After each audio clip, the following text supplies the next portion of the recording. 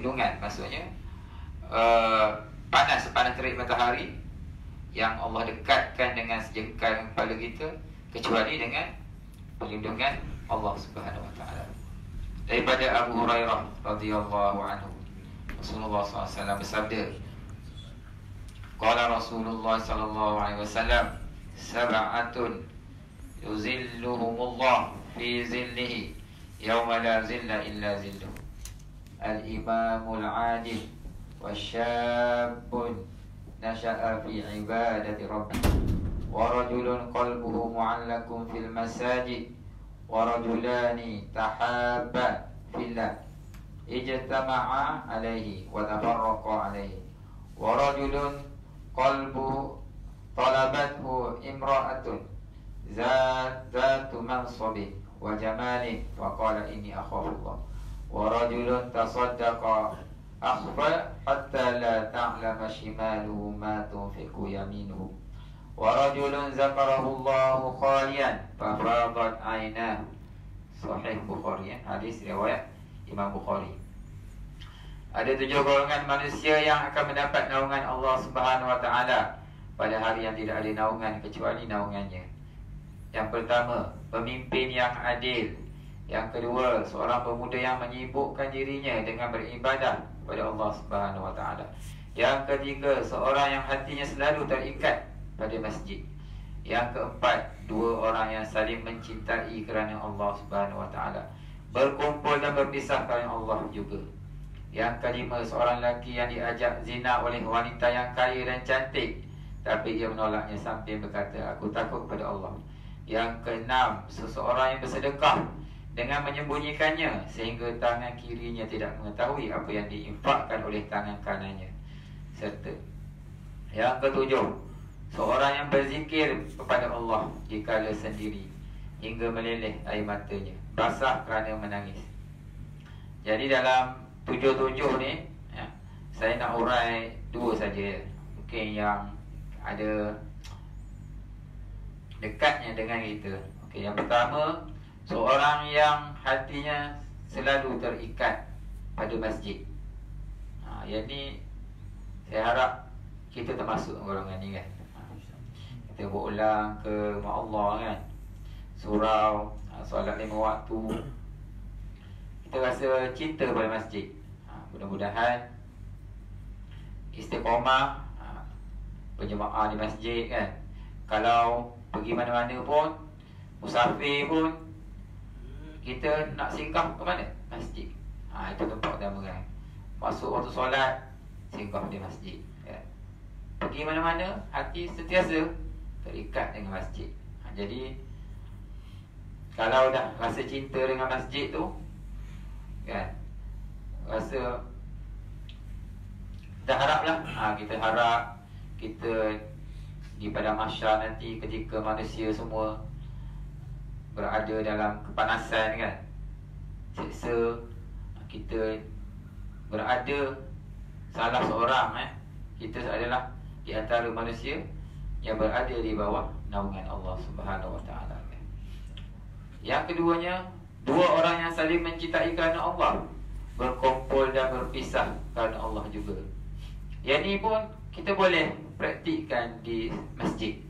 Sebab saya contoh kalau kita semayang, tengok lepas kita semayang, kita bersalam-salaman kan, berselawat, itu menimbulkan rasa kecintaan kan. Lepas buka puasa, kita berbual-bual kan.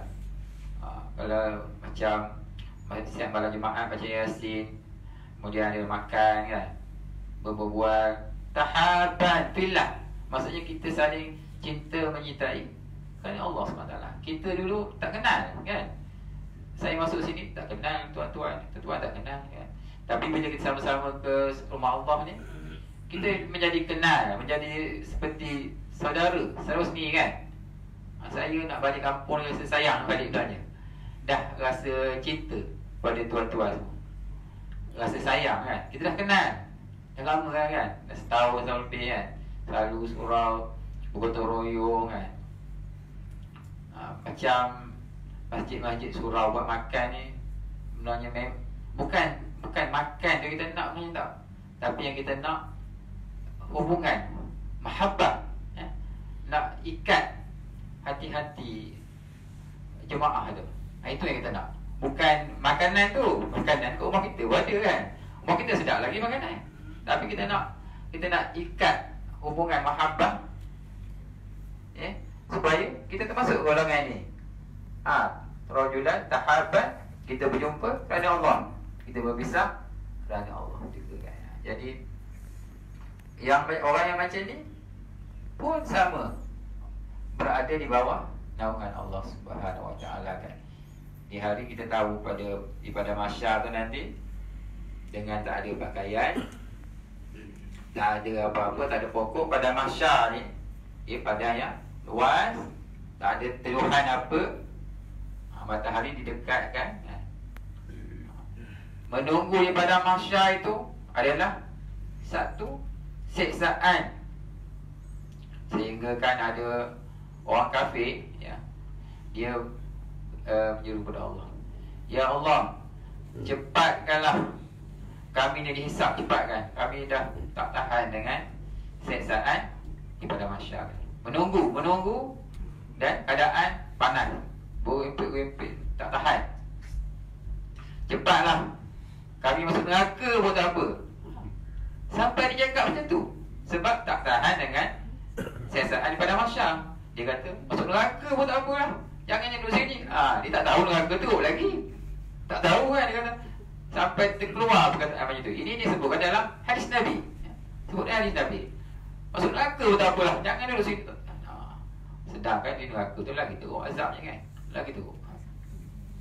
Jadi mudah-mudahan kita istiqamah dengan masjid. Tak kira kita buat di mana, di kampung ke kan, mana-mana masjid lah tempat. Kalau boleh masjid tu, tak nak letak rumah nombor 2 ke, terpulang lah kan. Ataupun nak letak masjid nombor 1, lagi bagus. Sentiasa kita berada di masjid kan. Sebenarnya masjid ni menenangkan kita kan. Tengok kita duduk masjid tenang, tak ada apa kan. Rumah kita, kalau ada anak kecil tu, bersepah ni, tenang kan kat rumah. Janganlah dia kata macam tu, lepas ni tak nak balik rumah pula kan. Duduk masjid, kamar abang tak balik, serabut rumah. Dah balik tu balik, tapi masjid lah tempat yang tenang. Mana ada sepah-sepah kan, bersih, kemas, bersih. Menenangkan kita, menenang. Keadaan masjid sendiri pun menenangkan. Lebih-lebih lagi dengan kita isi dengan ibadah-ibadah kan, solatnya kan. Sebab itulah kita digalakkan solat di masjid. Solat di rumah ni banyak gangguan. Solat fardu lah saya katakan, solat fardu. Solat sunat lebih elok solat di rumah. Tapi kalau macam kita buat hari ni, yang mulai itu sebagai dipanggil mumarasah, latihan kan, latihan kita buat amal-amal, boleh, tak ada masalah kan. Tapi kalau buat rumah pun boleh juga, tak ada masalah kan? Jadi kita harap kita kekalkan istiqamah dengan masjid kan, sehingga ke akhir hayat kita kan. Kita ni hidup tak lama sebenarnya kan. Saya kata saya sendiri lah, saya kata saya sendiri kan, tak lama hidup, mungkin paling panjang ke 50 ke, tak tahu lagi kan, kalau Allah. Tapi sebenarnya sekarang pun dah Allah bagi umur 44 tahun pun dah bersyukur sangat dah, bersyukur sangat. Hari-hari kita tengok seorang apa kan, orang meninggal 20, baru kahwin, isteri semalam kan, accident, isteri mengandung umur 20 lebih. Tak sempat merasa nikmat ada anak tu kan. Kita sempat ada anak, saya sempat ada 5 orang ada anak kan. Tuan-tuan mungkin sempat sebab anak dah besar dah, masuk universiti. Itu semua nikmat tu, dah lebih dah sebenarnya. Saya rasa alhamdulillah, saya kalau mati pun saya reda je, sebab saya dah rasa dah ada anak nikmat. Orang tu tak sempat 20, nak asal Allah dah panggil dia. Cepat, hidup terlalu singkat sangat kan. Kita dalam hati kita ni, cinta dunia tu kita boleh tinggal dah. Nabi kata umur 40 kan, masuk umur 40, kalau dia masih lagi cinta pada dunia kan, dia tak ingat pada akhirat, itu maksudnya susah. Dia akan kekal macam tu lah. Dia tak berubah lagi, tak berubah. Sepatutnya umur 40 ni, 40 ke atas ni, dah perlahan-lahan tinggalkan cinta pada dunia. Perlahan. Kan kita laju berlari ke akhirat. Itu sepatutnya kita kan. Jangan tengok kalau orang yang di dunia kan, orang kaya lah, contoh orang kaya. Masa dia hidup, orang akan cerita tentang harta je kan. Rumah dia mahaligai 40 juta kan, 50 juta kan. Orang so khabar lah kita kan. Kita tak lah, kita rumah kita pasal apa tak cerita kan. Nampak tak mahal je rumah dia 40 juta. Bila dia meninggal dunia aja, apa yang sahabat cerita? Banyak bersedekah anak yatim. Tak sebut dah rumah 40 juta. Tak sebut kan? Tak ada sebut dah. Sebut tentang amalan dia. Ni banyak tolong anak yatim. Banyak sedekah. Sebab orang tak apa tahu itu yang dia bawa.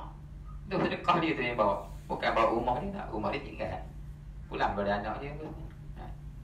Jadi kita kena perlahan tinggalkan dunia tu. Kita jangan risau lah anak kita tak makan. Jangan risau sangat kan. Memang dia ada makan je kan. Ada punya rezeki untuk dia kan. Jangan risau. Kita risau ni. Kita ni nak buat apa ni kita ni? Satu. Nak risaukan anak kita boleh. Risaukan anak kita ni, macam mana dia nanti? Dia boleh doa ke kita tak? Itu kita risau kan. Anak kita boleh doa kita. Kita nak mati dah ni. Kita nak bagi ibu Allah. Amalan kita cukup tak cukup kan? Kemudian bila kita mati, anak kita doa ke kita tak? Itu kena risau kan. Saya ialah alhamdulillah ayah saya dah meninggal dah 30 tahun lebih kan. Memang dah fikir balik kan. Dulu ayah saya hantar je pondok kan. Dia wasiat ada. Wasiat ke abang saya, hantar saya je pondok.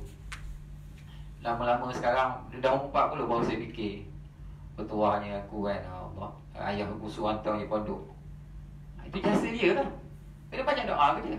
Doa ke dia. Dia dah meninggal lama kan. Doa ke dia. Jadi kita kalau boleh anak kita, biar ada tak ramai pun seorang yang mengaji agama kan. Kerana yang tu lah yang nak doakan kita kan.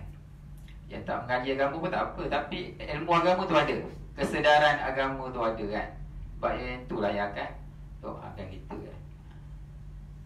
Jadi mudah-mudahan sikit sebanyak hadis yang saya bacakan pada pagi ni dapat memberi ilmu dan dapat kita amalkan dalam kehidupan kita untuk menjadi Muslim yang lebih baik, Muslim yang lebih bertakwa, untuk kita menuju bertemu dengan Allah Subhanahu Wa Taala kan. Hari ni kita dengar orang ni mati, kita bila lagi kan?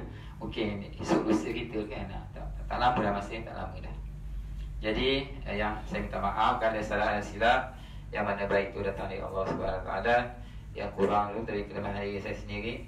Saya sudahi dengan wabillahi taufiq wa hidayah. Wassalamualaikum warahmatullahi wabarakatuh.